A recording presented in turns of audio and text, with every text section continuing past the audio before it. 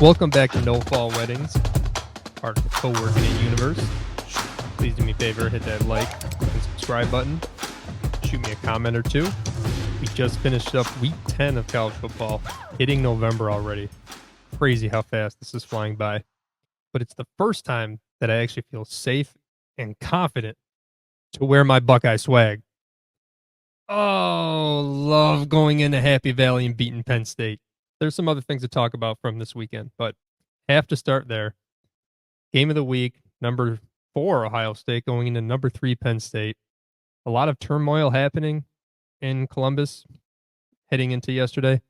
Their offensive line was in complete shambles.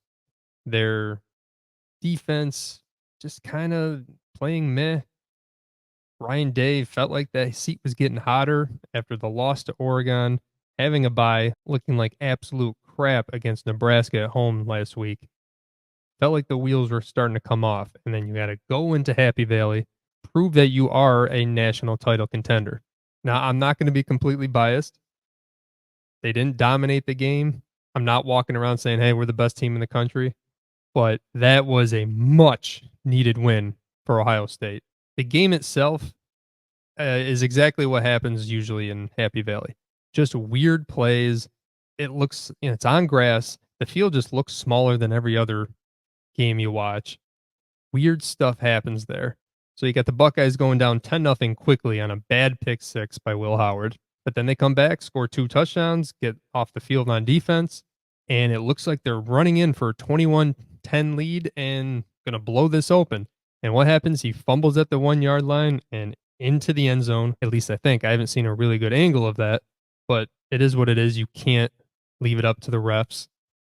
And I still confirm that that's the right call. I know people hate when the ball goes in the end zone and the defense gets it. That's another argument for another day. But I'm okay with it because you got to hold on to the ball. You're going into the end zone or just go out of bounds at the 1. So that was a gut punch as a fan because we're about to go up 21-10 and really take control of the game. And here comes Penn State down the field right before half. Looks like they're about to take the lead.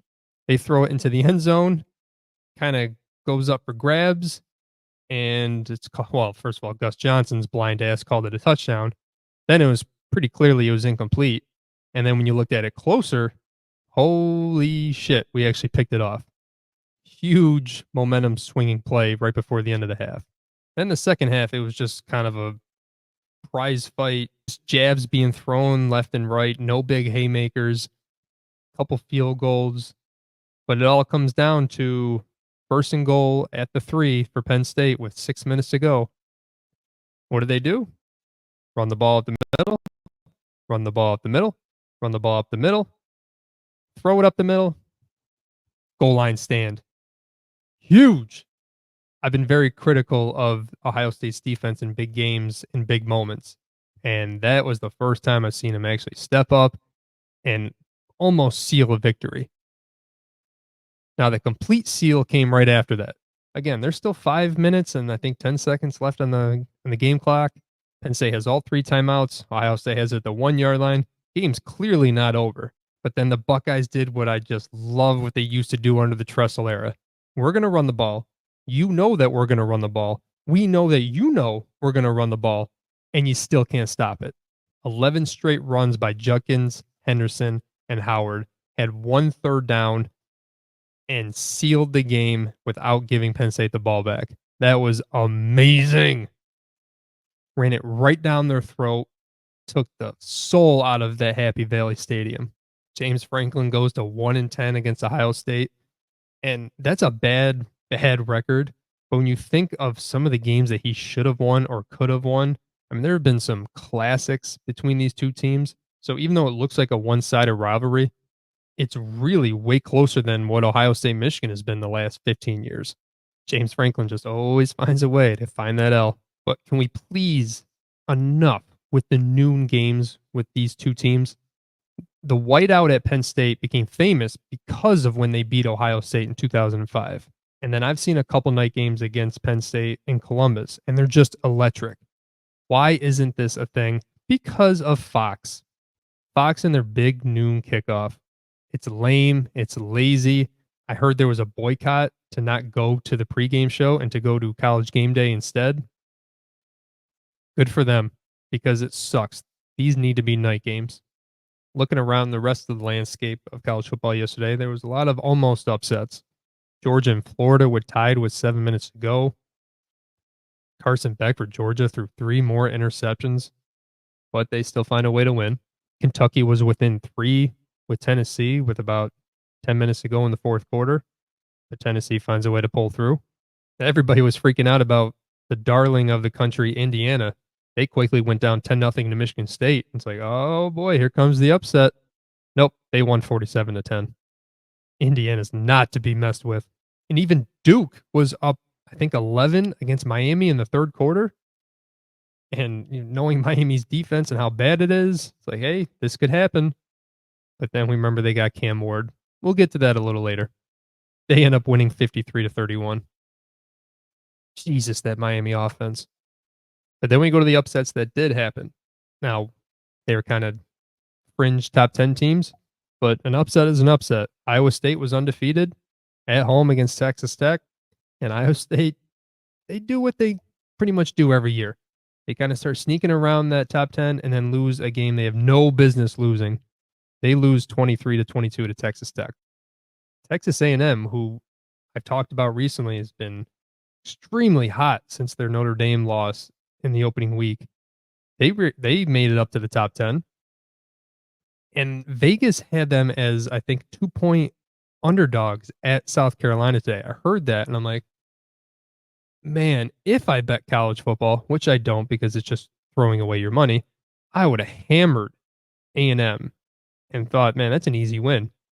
Nope, they lost 44-20. Vegas always knows. And then we got the funniest upset of the day. I don't know why. Like, I give Dabo a little bit of credit the last time we talked. And then they lose at home to Louisville by double digits. I still think Clemson's the only team that can give Miami any kind of fight in the ACC championship game. After last night, and they just got bogged down against Louisville. I'm starting to think Miami might put a hurting on them. And we all will enjoy it a little bit because who deserves it more than Dabo? All right, let's do the play of the day. There was no real game-changing play that I saw today, so we're going to go with a fun one. And it's not even a play, though. It's a celebration. Because when you see a celebration so unique and so funny, you have to shout it out. Setting up either a corner route or a post route. Calzada goes with the post route to Waltall, comes down with the catch, and here's that celebration. They work on it every practice. Sometimes it's a backflip. You can't flag him for that. Come on. Okay. It's not taunting. You're not showing up your opponent. It's legitimately funny. There's no way the ref saw that and didn't laugh. If you laugh, I know it's college football, not the NFL, but if you laugh a little bit, you can't throw that flag. I think I might just call this the haters corner this week. I usually call it quick hits, but let's start with our weekly update of Florida State. See, they had North Carolina at home. Maybe they'll turn it around. North Carolina has been bad this year. They have 4 losses to some really bad teams. I'm sure Florida State at home will figure it out. Nope. 35-11 North Carolina. Florida State is now 1-8. Again, 13-0 to start the year last year. Michigan. I was really looking forward to yesterday's game. I knew they were playing Oregon. I knew they were going to get smoked, but I got extra excited when I saw it was at home in Ann Arbor. I'll admit they put up a decent fight. They actually had competent quarterback play for a little bit, which was a first for the year. But in the end, they were just too talented. Oregon runs away with it and literally ran away with it. They scored a touchdown in the last 25 seconds that they didn't really need to do. But if you want to run it up on Michigan in the big house, I'm just going to open up my arms to Oregon and say, hey, welcome to the Big Ten. I'm going to quickly go over the top 3 Heisman list. Nothing has changed since last week. They have Dylan Gabriel sitting at number 3. Again, nice, impressive win, at least to me, going into Ann Arbor and winning. They are the number 1 team in the country. He's their number 1 quarterback. He's putting up very good stats. Got to keep him up there. Number 2, Travis Hunter was on a bye, so we're going to give him a little leeway. But number one right now, again, Cam Ward he's incredible. And I swear, I I can't prove it, but I think Miami is really, as much as they're trying to win an ACC championship and maybe a national championship, I feel like their defense is helping him out. They're like, hey, we're going to give up a bunch of points, bunch of yards. We're going to give up big touchdowns so you can get the ball back and do your thing. Because again, another 500 yards, 6 touchdowns. It's incredible. He always has to score. They're never up by 20, 25, where he's sitting the fourth quarter. He's playing these full games, and he's just too damn good. It is going to get interesting, though, when the voting starts to happen. If Clemson falls off and doesn't make the ACC championship game, and Miami goes undefeated, can you give Cam Ward the Heisman if he literally didn't beat one top 25 team all year? It's supposed to go to the best player, but man, at some point you've got to play a big game. Let's take a look at a preview for next week's big games, starting with Michigan at Indiana. This looked like it could have been a bigger game about 4 weeks ago, but it's still Indiana trying to prove that they can play with the quote unquote big boys of the Big Ten. Now, Michigan just got embarrassed by Oregon, but they're probably going to be a little motivated. Like, all right, come on. It's Indiana. We've owned them for years at the bottom of the Big Ten. Maybe let's muster up something and play good football. On the other hand, Indiana has been beaten down by teams like this for the last 15 years and maybe want to make a statement and say, no, we belong with Ohio State and Penn State. We got number 2 Georgia going to 19 Ole Miss. Ole Miss just put up like 7,000 points on somebody this week. It's what Lane Kiffin does once in a while. Georgia's looked very vulnerable this year. Carson Beck, who some people had as a number 1 overall pick this year, which was crazy, has struggled. Now, again, they're very talented. They've survived his interceptions, but it's always hard to figure out Lane Kiffin. He'll have an upset or two every year, and then he'll lose to a team he shouldn't, and he'll get blown out by a team that he probably should. Keep an eye on that one. And then I believe we have our first playoff eliminator game. Alabama at LSU.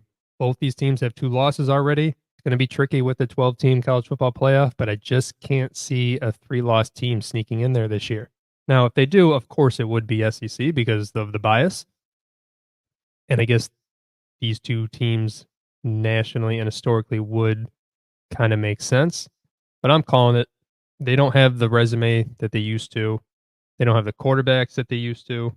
They don't have the coaches that they used to. So whoever loses this game, out.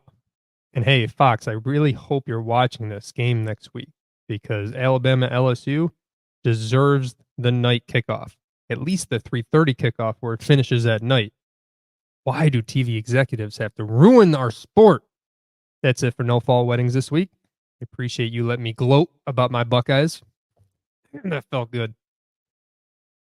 Again, please like, comment, and subscribe to the channel. Check out our normal co-working and podcasts every week. Got a lot of top 5s coming out, doing some rock and roll, doing some movies. Check out Woso's Doc Chop. Appreciate everybody listening out there. We'll see y'all next week. OH.